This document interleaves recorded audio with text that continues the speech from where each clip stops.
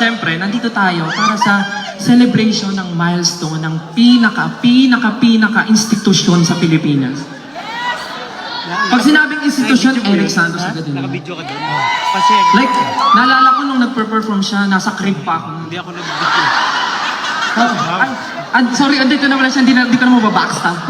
Kung maka-institusyon ka naman, hiyang-hiya naman ako na Sir Basil Valdez. Hindi kasi syempre ikaw yung kinalakihan ko. Grabe naman.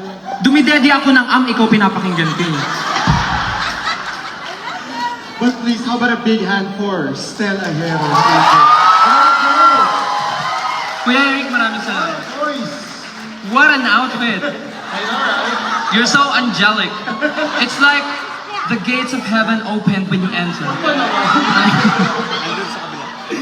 Matagal pa yan, matagal pa. Guys, Eric Santos, everyone. Thank you.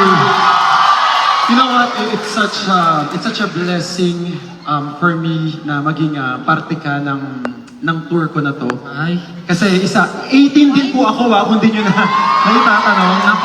Alam ni Stel yan, and talagang for me, you are very talented and world class.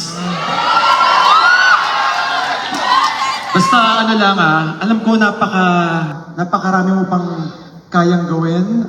You are very excellent in what you do.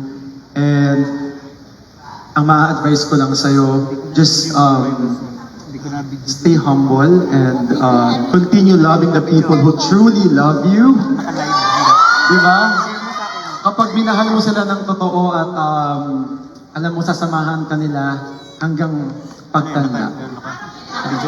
Actually, gusto ko nga sabihin tama ka dyan. Kasi hindi talaga forever ako magiging humble kasi ito yung role model ko. Biruin mo, tagal-tagal na sa industry pero grabe, buhay na buhay, sumisipa. Pwede ba mag-lower yan? Kaya ba ito?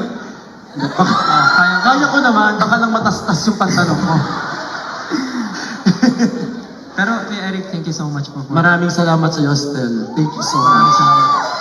And for now, let's give them this wonderful medley ng ilan po sa mga hit Broadway musicals.